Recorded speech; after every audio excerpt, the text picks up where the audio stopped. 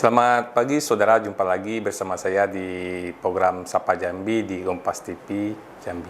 Dan hari ini kita akan membahas itu bagaimana sih peran jurnalis perempuan dan risiko yang dihadapi oleh seorang jurnalis perempuan di Provinsi Jambi. Dan hari ini kita langsung membahas dan bertanya sama Ketua Forum Jurnalis Perempuan Indonesia Jambi, yaitu Mbak Arani.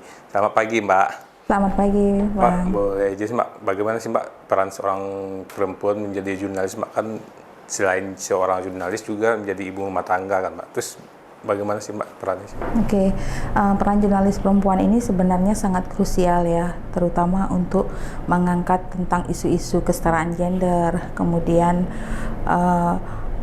mengangkat pemberitaan yang bias gender juga. Terus terkait juga isu-isu perempuan yang suka terpinggirkan. Nah, jadi dengan adanya jurnalis perempuan, terutama yang berita bias gender itu, nah kita coba melakukan pemberitaan yang lebih objektif gitu, dan melihat tidak hanya melihat dari sisi korban sebagai orang yang disalahkan gitu ya.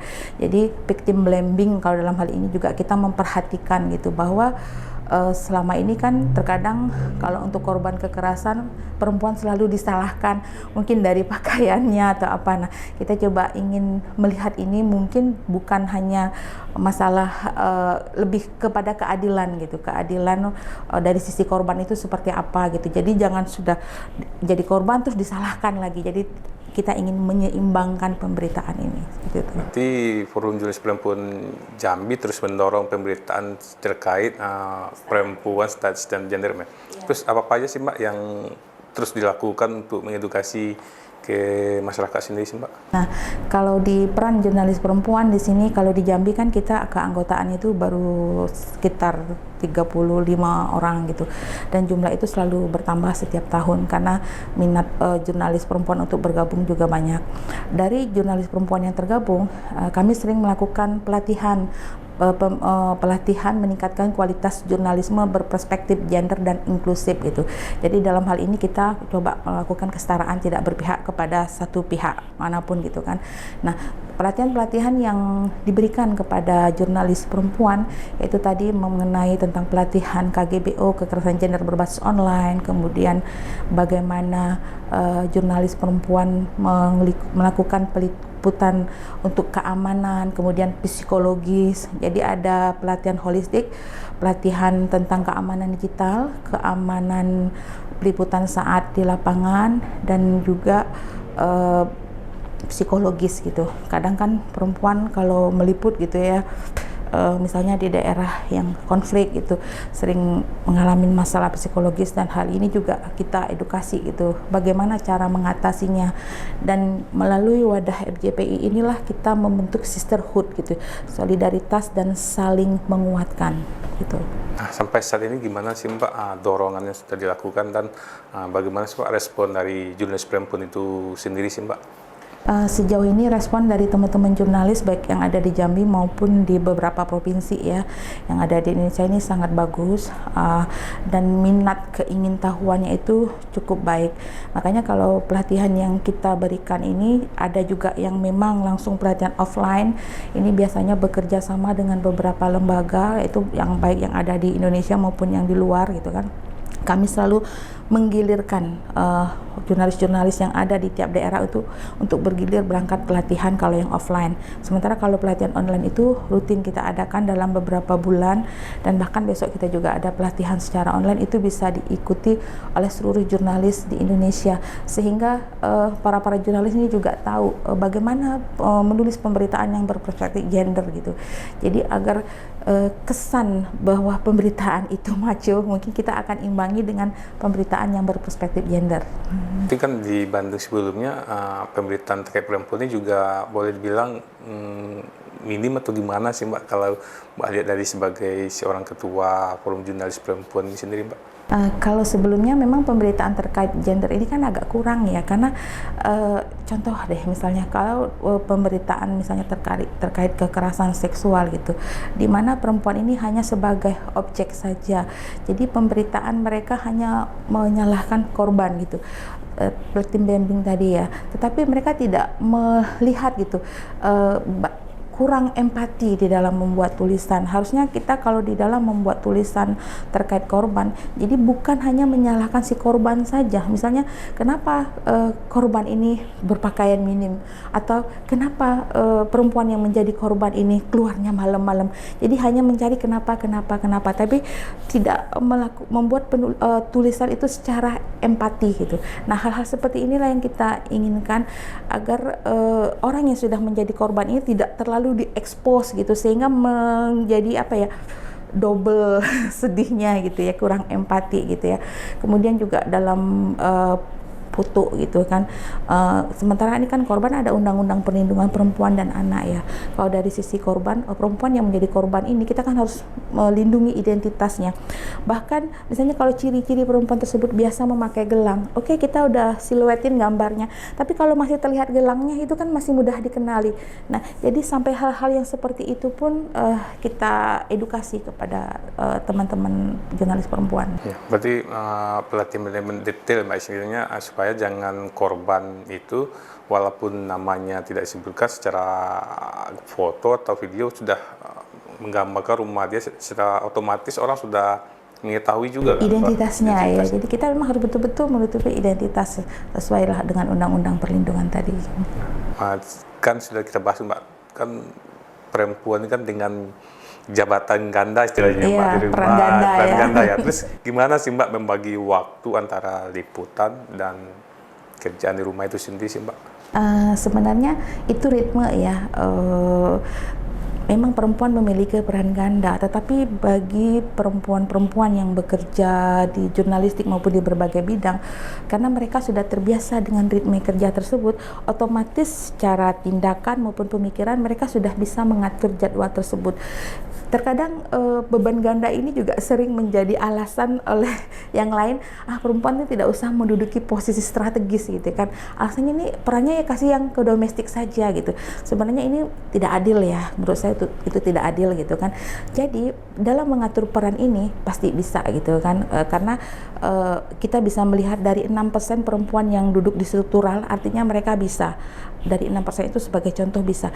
Dan malah kami itu berharap gitu dari jurnalis perempuan agar peran perempuan untuk menduduki posisi struktural itu bisa meningkat, diberi ruang yang sama gitu. Itulah yang kita namakan kesetaraan gender gitu kan. Tidak hanya bagaimana agar posisi ini bisa sama, karena pentingnya perempuan ada di posisi struktural itu untuk mewakili, memperjuangkan hak-hak perempuan gitu kan. Bagaimana memperjuangkan sisi isu kesetaraan gender, bagaimana memperjuangkan hak-hak perempuan sebagai tenaga kerja gitu. Jadi mengenai beban tadi, saya rasa semua kalau diberi kesempatan yang sama mungkin bisa melakukan, dan ini adalah sebuah kompetensi dan kompetitif yang juga saya rasa bisa dilakukan oleh perempuan-perempuan yang memang berkompeten. Mbak boleh bilang kan, kalau boleh dilihat di beberapa media baik di Jambi pun di luar Jambi ya, untuk posisi wanita menduduki posisi baik redaktur, repel atau mau pemret itu gimana sih Mbak? Apakah sudah memenuhi standar apa belum atau gimana sih Mbak? Ini saya baca ya dari hasil survei yang saya baca di tulisan, saya lupa nama websitenya apa, itu sekitar 6% ya perempuan yang menduduki posisi struktural seperti pemimpin redaksi gitu. Jadi 94% perempuan jurnalis itu tidak menduduki posisi struktural. Artinya apa? Masih sangat minim sekali. 94% jurnalis perempuan ini banyakkan hanya ditempatkan sebagai reporter. Dan reporter itu pun untuk posisi-posisi liputan yang dianggap ya udahlah, yang perempuan tuh liputnya begini aja deh, lifestyle aja gitu. Kurang pekerjaan yang menantang, sehingga dengan pekerjaan yang kurang menantang ini juga kurang mendapat perhatian untuk kenaikan karir mereka gitu. Padahal kalau memang diberi kesempatan yang sama, mungkin ini akan jadi lebih baik ya, persaingan yang lebih baik, peningkatan yang lebih baik gitu. Makanya kami juga selalu mendorong gitu agar ruang redaksi memberi kesempatan yang sama. Makanya ada kesetaraan gender yang harus kita dorong tadi gitu. Jadi dengan adanya perempuan yang bisa menduduki posisi struktural tadi. Jadi ada misalnya kebijakan-kebijakan yang lebih berempati kepada perempuan. Minimal bisa mendorong berita-berita tentang perempuan yang lebih adil ya Mbak ya? Iya, ada pemberitaan perempuan, perspektif gender yang inklusif. Pak, mungkin obrolan kita juga menarik, kita tahan dulu ya Mbak setelah jeda berikut.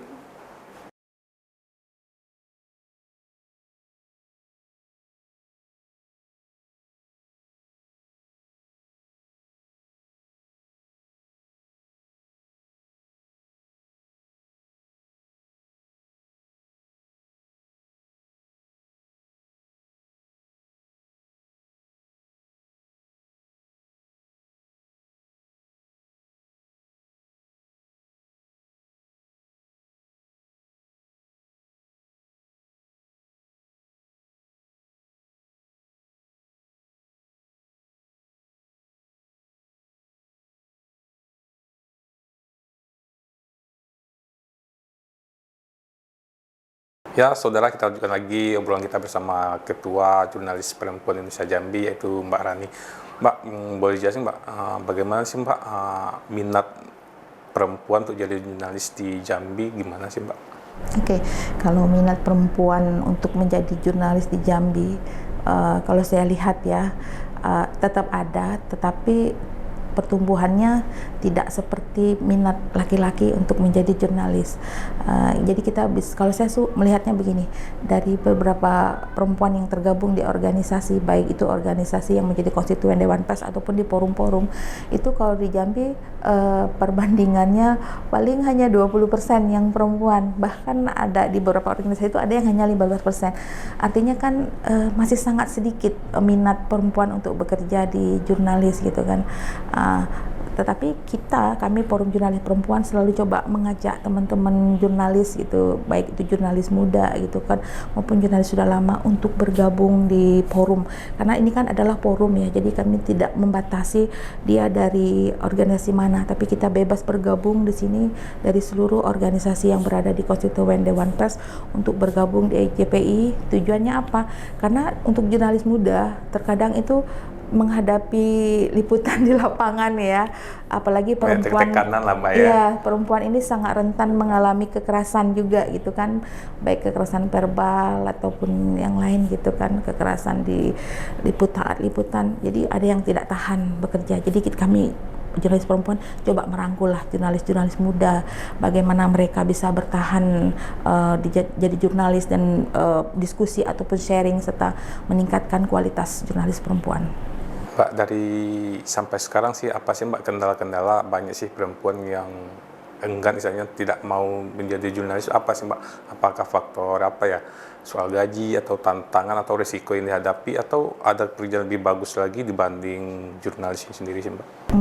Kalau untuk Gen Z, beberapa yang hasil ini ya, saya tidak melakukan riset secara mendalam, tapi wawancara beberapa teman jurnalis yang sudah pernah masuk akhirnya keluar.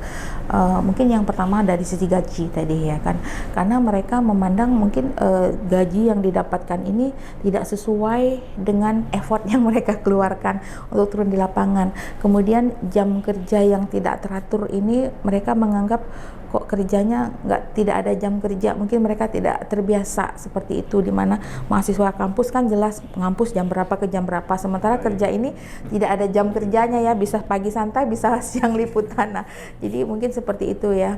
Kedua juga minat ya, mungkin mereka lebih cenderung mencari kerja di bidang-bidang lain, apalagi kalau sekarang kan anak-anak Gen Z itu lebih tertarik kepada misalnya menjadi influencer, pekerjaan-pekerjaan yang menurut mereka tuh lebih sesuai dengan passion mereka sebagai digital native ya. Nah, mungkin boleh Mbak cerita juga pengalaman Mbak sebagai jurnalis yang sudah puluhan tahun ya, biar bisa menarik minat-minat perempuan lain, misalnya terbuka idenya untuk menjadi jurnalis. Boleh cerita sih Mbak pengalaman dan tantangan yang sudah dihadapi? Ya, saya menjadi jurnalis sejak tahun 2005. sampai sekarang saya juga masih di pemimpin redaksi di sebuah media online gitu ya. Banyak sekali tantangan dan juga pengalaman berharga menurut saya.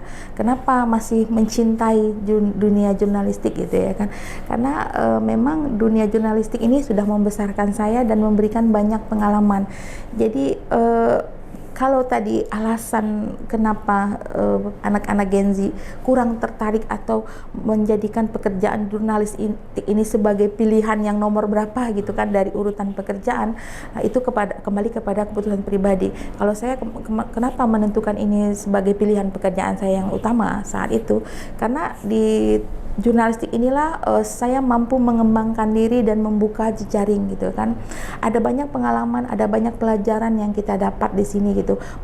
Mendapat ilmu pengetahuan juga yang mungkin tidak kita dapat di bangku kuliah ataupun di tempat kerja lain, karena di jurnalis ini kan kita diminta multitasking, multi talent. Semua harus bisa ya. Semua harus bisa. Tidak tentu jurusan kuliahnya apa, ketika kita ditempatkan di suatu desk liputan, kita harus langsung belajar cepat dan adaptasi gitu dengan liputan yang ditugaskan. Nah, kemudian membangun jejaring, memiliki akses yang luas. Jadi harus bisa membawa diri mungkin luas, bergaul dengan banyak orang. Kemudian bagaimana bersikap agar kehadiran kita bisa diterima di berbagai kalangan. Karena menjadi jurnalis kita kan tidak harus selalu berhubungan dengan orang-orang yang berdasi saja gitu kan, tapi berhubungan dengan semua masyarakat gitu, dari lapisan bawah sampai lapisan atas. Makanya dibutuhkan keluasan dan kemampuan berkomunikasi yang baik dari berbagai kalangan. Kalau mengenai rezeki, menurut saya di jurnalis kan juga gaji ya diatur oleh undang-undang ya kan, ada minimal UMP lah. Kemudian ada beberapa media juga yang akan memberikan bonus tambahan. Kemudian juga bekerja di surat kabar atau di media massa ini kan ada BPJS-nya, ada gajinya, ada bonusnya. Itu kembali kepada struktur dari perusahaan tersebut, bagaimana aturan dari perusahaan tersebut. Ya, karena menjadi seorang jurnalis perempuan juga tantangan cukup besar, karena yang dihadapi di lapangan risikonya juga cukup besar kan Mbak. Terus gimana sih Mbak harus menghadapi kondisi-kondisi kayak gitu Mbak, untuk terutama menemui narsum-narsum? Kan nggak semua narsum yang ya melihat, kalau ada cewek kan secara otomatis ada yang Mbak bilang kayak kekerasan verbal itu ya, ada juga yang senang. Terus gimana sih Mbak untuk mengatasi hal seperti itu sih Mbak? Iya, intinya agar kekerasan tersebut tidak terjadi ya kan. Nah, jadi kita harus melihat ya, ketika ingin melakukan peliputan, kita juga yang pertama itu memitigasi dulu, mitigasi liputan gitu kan. Kalau liputannya berbahaya, kita harus memitigasi bagaimana agar risiko ini tidak terjadi gitu kan. Nah, kemudian kalau kekerasan ini kita kan nggak tahu ya kapan bisa terjadi ya kan, karena semua orang nggak mau ya menerima kekerasan gitu kan. Dan makanya kan ada undang-undang yang mengatur soal itu juga gitu. Dan apabila kekerasan itu terjadi kepada perempuan, ya dia harus berani bersuara gitu, harus menyuarakan. Kenapa? Agar kekerasan ini bisa disuarakan dan tidak terjadi lagi, menjadi pembelajaran pada orang lain. Dan yang terpenting adalah bagaimana kita memitigasi diri kita gitu kan. Ketika mau liputan, misalnya ketika saya turun ke lapangan melakukan investigasi ke daerah yang rawan, itu saya melakukan mitigasi. Bagaimana yang dilakukan, apakah kita tetap harus maju atau mundur dulu sesaat. Kemudian kita harus ada badinya gitu, orang yang tempat kita melapor kita di sini, jangan sampai toto hilang ya kan, jurnalisnya masuk hilang aja, tiba hilang gitu kan. Nah, jadi itu ada SOP lah yang seharusnya dimiliki oleh setiap perusahaan, bagaimana jurnalis ketika ingin turun liputan gitu untuk memitigasi keamanan jurnalis itu sendiri, keamanan fisik. Mungkin Mbak ke depan ada nggak dari forum jurnalis perempuan ini melakukan nggak pelatihan bagaimana sih untuk melakukan berita-berita investigasi dan berita yang lebih mendalam, baik untuk keamanan diri perempuan atau jurnalis itu sendiri, gimana sih agar pemberitaan dia tetap terbit, dia juga tetap selamat di dalam liputan sih. Ya, untuk terkait peliputan itu ya, keamanan digital, keamanan fisik dan keamanan psikologis, kami di FJPI Pusat ya melakukan itu. Biasanya setahun itu kita ada beberapa kali bekerja sama dengan salah satu lembaga gitu untuk memberikan pelatihan ini. Dan jurnalis yang mendapat pelatihan itu akan menularkan atau memberikan sosialisasi kepada di daerah masing-masing gitu kan, sehingga jurnalis ketika melakukan liputan mereka sudah tahu nih bagaimana membekali diri untuk keamanan dirinya gimana. Terus ketika dia mengalami masalah di dalam liputan, keamanan fisiknya bermasalah, apa yang dia harus lakukan secara psikologis bagaimana. Terus bagaimana juga cara mengamankan digitalnya gitu ya kan. Karena dampak liputan ini kan bisa keamanan fisik kita terganggu, bisa pun keamanan digital kita yang ganggu, ataupun psikologis gitu. Nah, ketika psikologis terganggu, apa yang harus dilakukan gitu. Artinya kan apakah dia butuh pendampingan psikolog atau apa, dan itu kita sebenarnya mendorong kepada rekan-rekan jurnalis untuk menyampaikan kepada perusahaan tempat mereka bekerja agar mempertimbangkan hal-hal tersebut. Nah, sampai saat ini sih Mbak, dari data Forum Jurnalis Perempuan Jambi, apakah sudah ditemukan atau ada kekerasan baik verbal atau fisik atau ancaman terhadap jurnalis perempuan di Provinsi Jambi sendiri sih Mbak? Kalau terkait kekerasan perempuan ya ada ya, misalnya itu tadi catcalling itu kan termasuk kekerasan ya kan, catcalling, kemudian juga kadang ada yang fisik, ngomongin fisik itu kan, bullying seperti itu. Nah, ada teman-teman jurnalis itu kadang yang berani menyuarakan tersebut, ada yang juga diam gitu. Sebenarnya kalau kita mendorong ketika dilakukan survei kepada teman-teman jurnalis gitu ya kan, apa saja kekerasan yang mereka rasakan itu mereka harus berani untuk menyuarakan tersebut, karena ini kan suatu tindakan yang salah ya, bahwa dalam ruang kerja atau di ruang publik ketika seorang jurnalis perempuan sedang melakukan tugasnya justru mendapatkan kekerasan, ini jelas suatu pelanggaran. Pak, perbincangan kita cukup menarik, nanti tahan dulu setelah jeda berikut.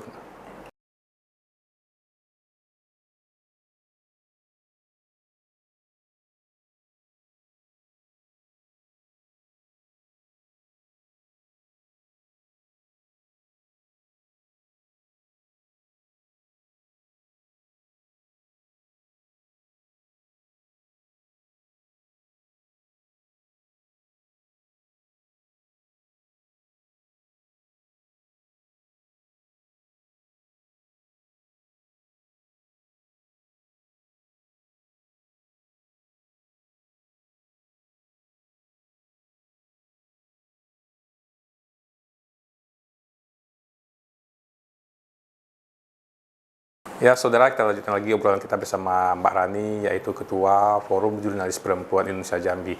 Mbak, tadi kan sudah cukup panjang ya kita lebar. Terus bagaimana sih Mbak tantangan dan risiko yang dihadapi seorang jurnalis perempuan, terutama menghadapi liputan investigasi maupun liputan yang dianggap rawan, Mbak ya? Gimana sih Mbak? Bagus banget ya pertanyaannya ya, tantangan ya. Tantangan jurnalis ini sama sebenarnya laki-laki dan perempuan. Tetapi kenapa hanya jurnalis perempuan yang sering mendapat kekerasan, perlakuan kekerasan ya kan? Karena terkadang untuk berita-berita yang bersinggungan dengan kaum elit gitu ya kan, narasumber tuh sering memberikan kekerasan kepada jurnalis perempuan. Seperti contoh ya, yang tahun lalu itu yang kasus podcast kan, hostnya tuh tiga orang, satu perempuan, tetapi kenapa yang dikirimin kepala babi hanya yang perempuan ya? Karena memang terkadang pelaku tindak kekerasan ini menganggap perempuan ini lemah, sehingga mungkin untuk menyerang mental atau psikologisnya ya, agar tidak berani lagi menyuarakan atau melakukan investigasi. Nah, inilah yang menjadi permasalahan sampai sekarang, kenapa tingkat kekerasan yang dialami perempuan itu jauh lebih besar dibanding laki-laki ya. Dan kami juga ingin mengedukasi gitu, bahwa ini juga menjadi PR kita gitu kan, menghadapi tantangan ini. Mbak, di lapangan pernah juga sih Mbak, jurnalis perempuan ditolak atau tidak mau diterima oleh narasumber dengan berbagai alasan terkait, utamanya yang berbau-bau wanita itu sih kan Mbak, gimana sih Mbak? Oke, menembus narasumber ya, maksudnya ya, menembus narasumber ini sebenarnya strategi ya, kembali ke strategi. Memang ada kadang beberapa narasumber ada yang tidak mau menghindar ya, bukan tidak mau ya, cenderung sulit untuk ditemui gitu ya kan. Nah, saya rasa ini kembali ke strategi masing-masing ya. Kalau mungkin kita tidak kenal, tentu minta bantuan dari jurnalis-jurnalis lain yang kenal, sehingga kita bisa menembus narasumber tersebut gitu kan. Terutama untuk liputan-liputan yang sensitif ya, yang berhubungan dengan kelompok-kelompok elit gitu kan. Nah, memang agak sulit gitu. Tapi kembali lagi tetap ada strategi. Jadi kita dalam hal ini perempuan pun tidak mesti harus liputan berjalan bareng dengan sesama perempuan, tapi kita juga berkolaborasi, ada jurnalis laki-laki juga di situ gitu. Karena yang menyuarakan kesetaraan gender ini kan laki-laki dan perempuan. Gender bukan hanya soal perempuan, tapi ada kesetaraan laki-laki dan perempuan di situ. Ya kan, risiko-risikonya cukup besar kan Mbak, apalagi seandainya narasumber kadang minta malam untuk pertemuan untuk memberikan data, kan sebagian kan ya tanda kutip, kalau di luar kan perspektif orang kan kadang berbeda ya Mbak, padahal seorang jurnalis kan membutuhkan data wawancara, tapi kalau narasumber minta malam di luar di tempat yang khusus dan tanda kutip kan juga cukup riskan Mbak, terus pandangan dari orang-orang juga aneh-aneh kan Mbak, itu gimana sih Mbak? Ya, itu perspektif dalam ini ya, kualitas jurnalistik dalam menjalankan tugas yang berperspektif gender ya. Kenapa sebenarnya perempuan tetap mampu ya, karena saya sendiri juga dulu waktu liputan sampai malam-malam juga gitu kan. Makanya tadi kita selalu berjalan beriringan di desk liputan masing-masing. Kalau memang liputannya itu eksklusif ya pastinya juga nggak akan sendirian turun, pasti akan berdua gitu bareng. Misalnya kalau kameramen itu berdua atau bagaimana gitu kan, misalnya jurnalis sama foto, atau kalau enggak ya berdua ngajakin teman gitu. Nah terus kalau dijanjikan di tempat-tempat yang memang agak berisiko, ya kita berusaha untuk misalnya mengubah jadwal, atau kalau nggak ditemenin ya minimal ada sisi tawar lah. Kita kan merasa nih ini tempat nggak aman gitu, kenapa harus wawancaranya di sana gitu ya kan. Nah jadi dalam tanda kutip sensor kita juga harus jalan gitu untuk menjaga keselamatan diri ya, karena yang paling penting dalam pemberitaan ini tidak ada berita seharga nyawa. Itu yang harus kita tanamkan di dalam hati kita ya, untuk keselamatan diri gitu. Ya, jadi seorang jurnalis perempuan juga harus mempunyai insting sama teknik-teknik yang lain juga yang harus dimiliki, bukan sekedar untuk cari berita dapat tayang, berarti semua teknik-teknik juga harus dimiliki juga. Iya, kita harus instingnya itu harus kuat juga memang kan, dan kolaborasi itu paling penting. Jadi eksklusif berita oke, mungkin untuk mendapatkan berita yang eksklusif, tapi juga kita keselamatan diri juga penting ya. Makanya harus kolaborasi, misalnya dengan teman satu tim kerja gitu, jangan main solo aja gitu kalau untuk yang berisiko ya. Ya cukup menarik juga ya. Terus Mbak kan kita bilang memang risiko, tantang juga cukup banyak yang dihadapin seorang jurnalis perempuan ya. Tetapi juga seorang jurnalis perempuan juga memiliki dampak juga cukup bagus, terutama untuk menembus narasumber yang lain Mbak, karena ada juga sih narasumber yang cewek masuk lebih cepat menerima dibanding cowok, itu gimana sih Mbak? Ya inilah ya apa ya, ada pandangan-pandangan seperti itu memang ya.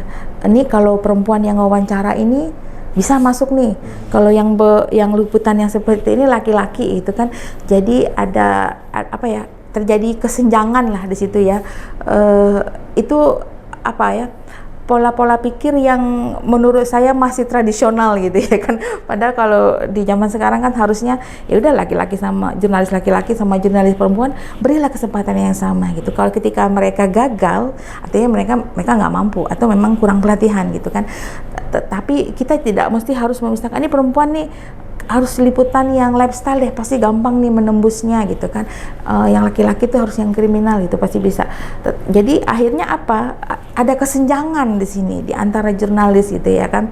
Nah, kembali lagi tadi bagaimana menembus narasumber. Kadang kan jadi alasan dari newsroom itu, ini perempuan ini lebih gampang nih kamu nembus narasumber yang ini, laki-laki enggak. Tapi kalau menurut kami dari jurnalis perempuan, berilah kesempatan yang sama gitu ya kan. Sehingga dalam hal ini mereka diberi kesempatan yang sama untuk meningkatkan prestasi jurnalisnya itu seperti apa, sehingga mendapat kesempatan yang sama juga untuk naik karirnya di situ.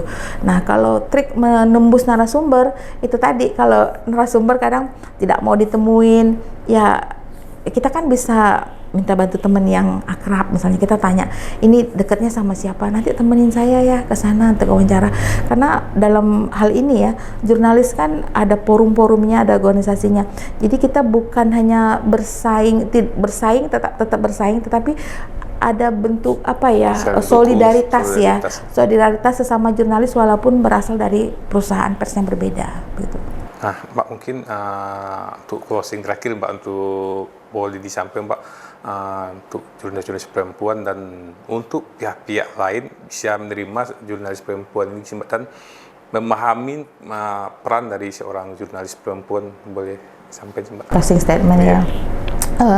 Jurnalis perempuan adalah memiliki peran krusial dalam menyuarakan kesetaraan gender. Jadi teruslah bersuara.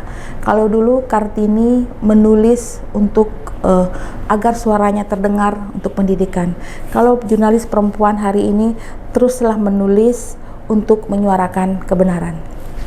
Cukup menarik ya, Mbak, tapi waktu juga yang memisahkan. Nanti lain waktu nanti kita bahas terkait kegiatan-kegiatan dan apa aja sih yang dilakukan oleh Forum Jurnalis Perempuan Nusa Jambi, Mbak. Ya saudara, itulah obrolan kita bersama Ketua Forum Jurnalis Perempuan Nusa Jambi, dan saksikan terus Kompas TV, independen, terpercaya.